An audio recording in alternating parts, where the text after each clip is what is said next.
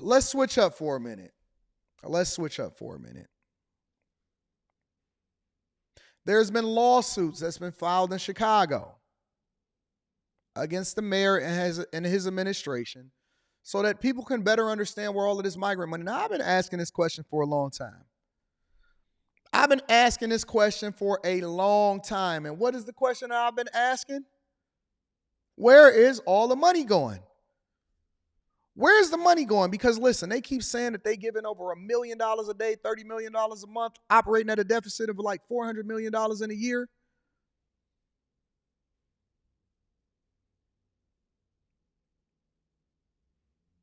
Where is the money going? Where's all of the bags? Where is the bags at? And so there's been a deeper investigation from the Chicago News on where this migrant money is going and why you guys are getting your taxes raised in all of these sanctuary cities. Make sure you hit a like for the algorithm, subscribe to the channel and turn on notifications. I'll be reading super chats throughout the show. Now tonight, NBC5 investigates continuing to follow the money. Hundreds of millions of dollars of taxpayer money spent on the city's migrant crisis. Now, while the city has created a website to track migrant spending, our team found there are still many aspects of this that are just shrouded in secrecy. Here's investigative reporter Bennett Haberly. As migrants begin to move out of shelters, invoices are still rolling in. The city of Chicago spent nearly $300 million on the migrant crisis so far, with more than $206 million. Somebody says $1 million a day or a month. No, $1 million a day. On average, over $30 million a month in Chicago alone with regard to the migrant crisis. And paid to Kansas-based Favorite Healthcare Staffing, which staffs the migrant shelters.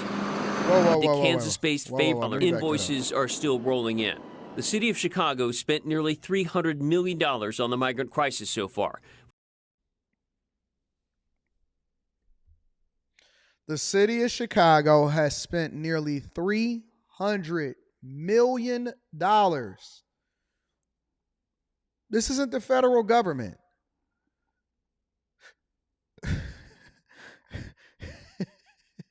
This isn't the federal government. This isn't even the state. This is the city of Chicago. The city of Chicago alone. Not Chicago, Atlanta, New York, Denver, LA, San Diego, Texas, none of that. This is just Chicago by themselves. Listen, man, whoever it is that's getting these staffing companies up and running that already knew that the migrant crisis is coming, they the real ones that's getting to the bag. Somebody said this can't be true. Oh, yes, it is. Oh, yes, it is. The city of Chicago.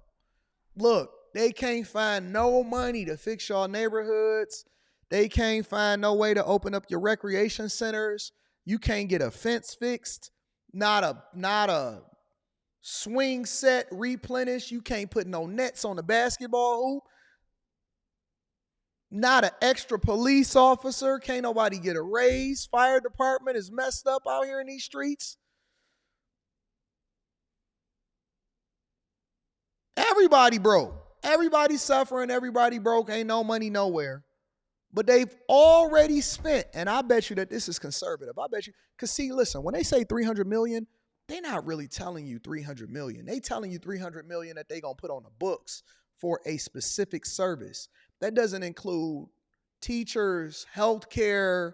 That don't include food. That don't include crime, police that they have to take away from this in order to do this. Overtime. You can't really capture the true economic impact on a city of a migrant crisis and becoming a sanctuary city by really giving this number and saying that this is enough. Nope, it's not enough. It's almost like when they say, hey, man, when a Super Bowl comes to a city, this is the economic impact because this is how much money is spent. This is how much the hotels generate. People are out and about, you know, they partying. Yeah, the economic impact, this is how much is just spent. This is not the economic impact on the city. The economic impact really won't even be felt for years. Y'all not going to really understand how you suffered from this until years later. And then you're going to realize, what really happened in your city. And when y'all trying to figure it out, hey man, where all of the money go, where the resources go, why have our cities messed up? Roads can't be fixed. We sold them off. We don't own nothing no more. We can't get no parks. Our teachers has got 80 students per class, like it's some kind of college dorm. What the heck is happening? That's the economic impact. That's the economic impact.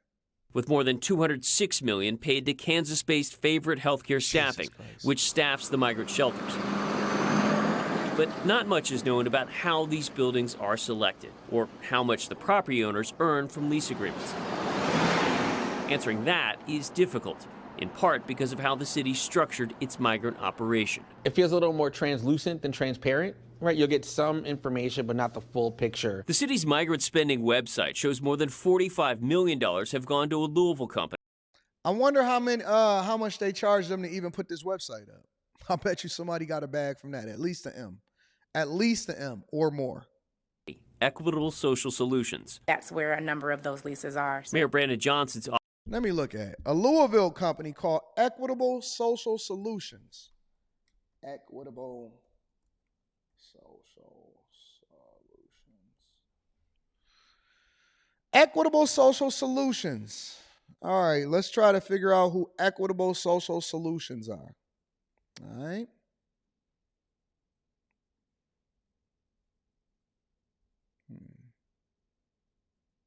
A very basic website.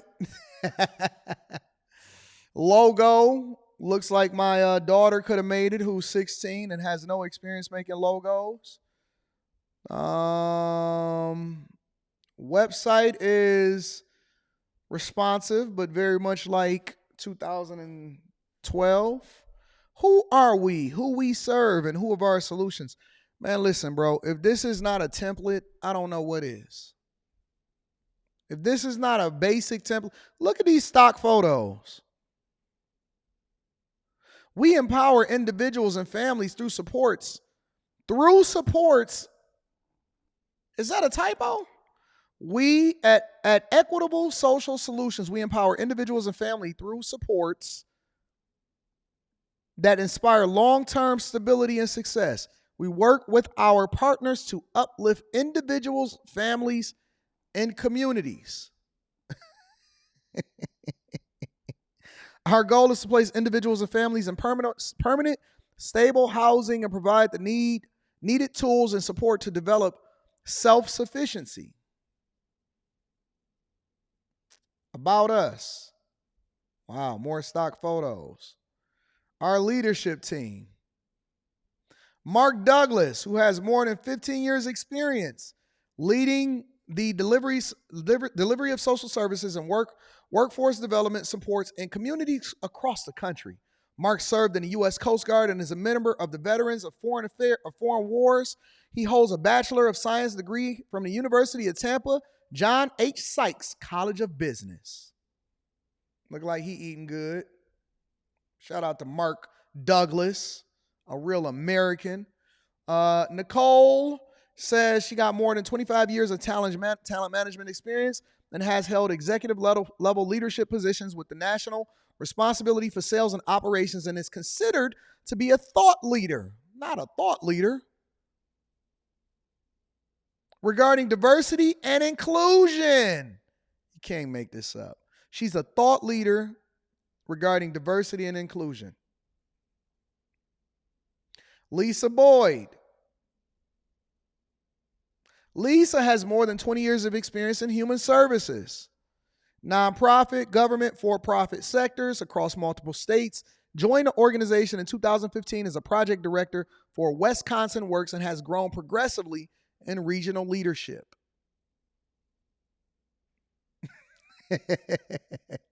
Stacia Peters. Innovative leader in housing solutions and workforce development. 20 years experience and has been exclusively focused on serving those the most vulnerable in our community with a dynamic and results-oriented leadership styles that serve public good. Bachelor of Arts degree in business management in Boise.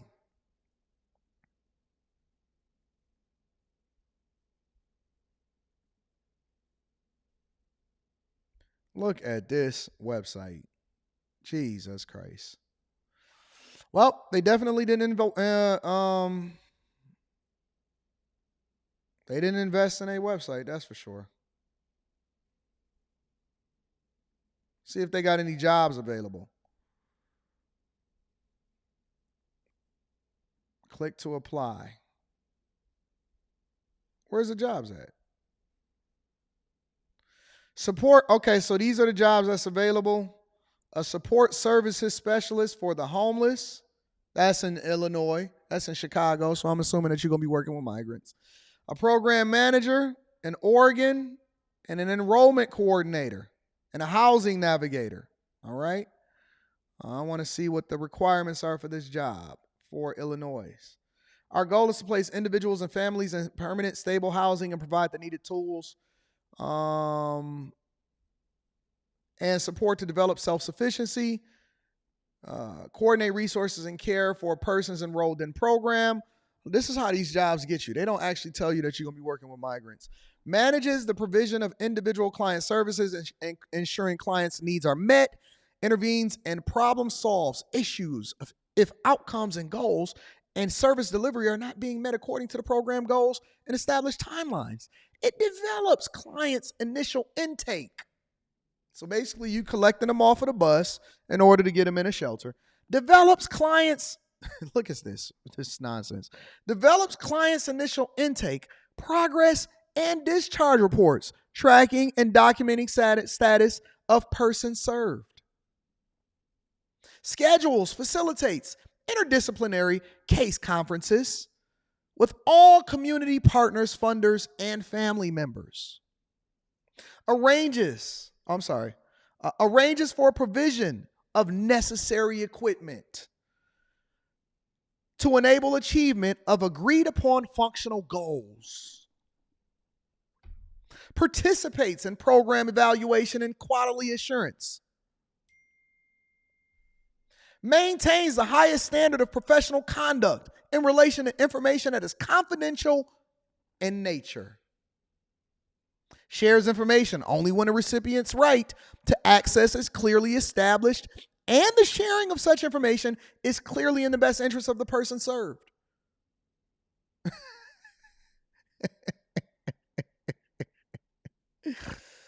Oh my God. I am interested. Yes, I am.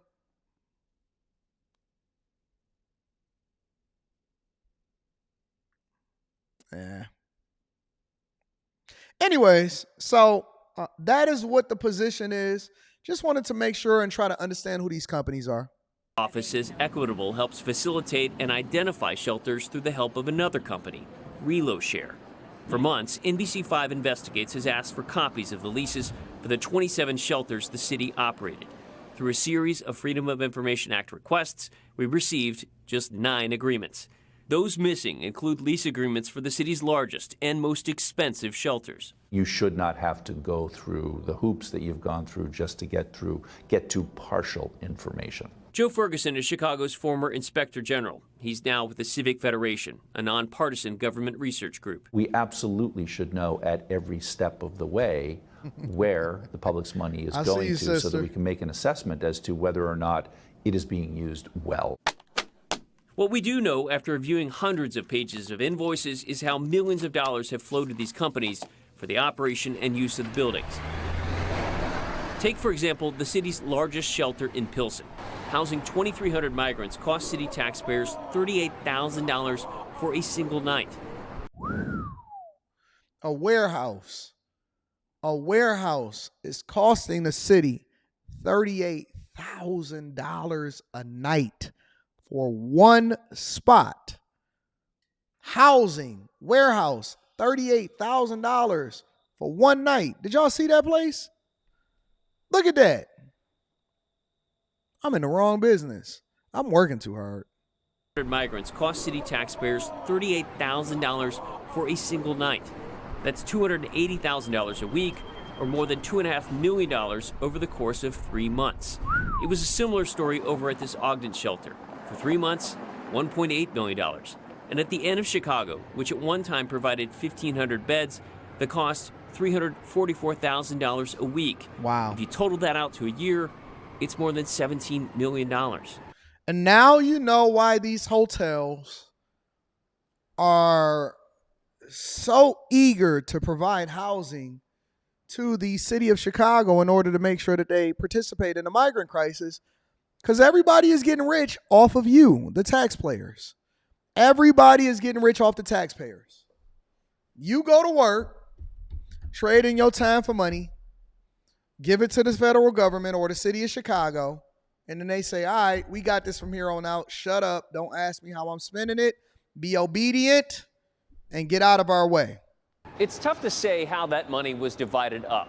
Equitable Social Solutions directed our questions back to the city. ReloShare did provide a statement, but it didn't answer any of our questions, and the property owners either didn't return our calls or would not comment. If there are public dollars involved, shouldn't the public know where they flow? 100%. Alderman Vasquez chairs the City Council's Migrant Committee. He said even aldermen have had a hard time accounting for how these dollars have been spent. So if the alderman can't even account for how the money is being spent, how do you guys justify the amount of money that's flowing over into these shelters, these staffing companies, migrant solutions, and all of this other type of stuff? Something that we've been looking at is how to really get more mandated reporting from the government as they're making decisions, because our constituents are asking us those very questions. I'm not looking to make any money on this. Randy Schifrin told me he offered up a vacant property on South Michigan Avenue to the city last fall for $1 a year. The city, he said, passed on the offer. They made a date with me to come and view the building, her and her group, and then at the very last minute, they were called back. In response to other reporting that the city had months ago turned down offers for other potential shelter sites from the Archdiocese, Mayor Braden Johnson pushed back. All right, good afternoon, everyone. Telling reporters the city is now working with the Archdiocese to bring one shelter online. But it's not just as simple as, here's a building, take it. There's work that has to be done to build it out, to make it suitable. But Johnson sidestepped our questions about calls for increased transparency. We've seen the bed rates, right? Yeah. It's a lot of money. I mean, I guess that's still the question that's outstanding. Would you support more transparency, more efforts to share those records? Thank you for that question. Again, we're meeting you right where you are. Hey guys, so listen, thank you for your transparency. Thank you for your questions. We're going to leave that question right there on the floor where it is. If you guys want more information, then you're going to have to seek that out through counsel. But in reality, it's not as simple as just making sure that we build out the facilities and expedite the process expeditiously of what's happening within the city of Chicago. We are going to do the things that we're supposed to do for migrants, and we're going to make sure that we take care of business. And the city of Chicago is supporting us. They're behind us. The pastors and the churches and the archdiocese and the black leaders and the thought leaders and the diversity, equity, and inclusion, they are definitely going to make sure that we're on top of things. And we've been nothing but transparent. We've been nothing but transparent. And so I don't really even understand why you guys are here. I mean, if you're here to try to hold me accountable, then I think that you guys should hold yourself accountable for false reporting and not telling the full story. And it doesn't matter if we give you the reports.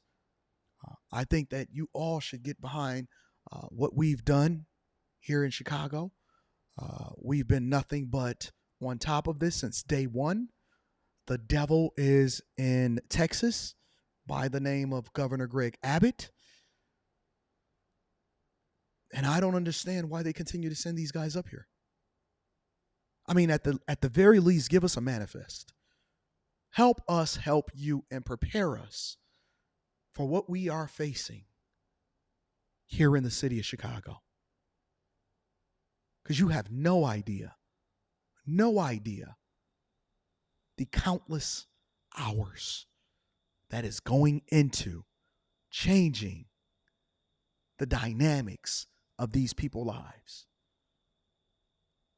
We're petitioning the federal government, the Biden administration. We're trying to work closely with them. I've traveled to Washington with other mayors. And quite frankly, I'm tired. And so any other questions you have to direct to my publicist. And I'm going to continue to do the work in the city of Chicago and work with these large gatherings from these youth gathered people, not offenders, to change the very fabric of the city. Thank you.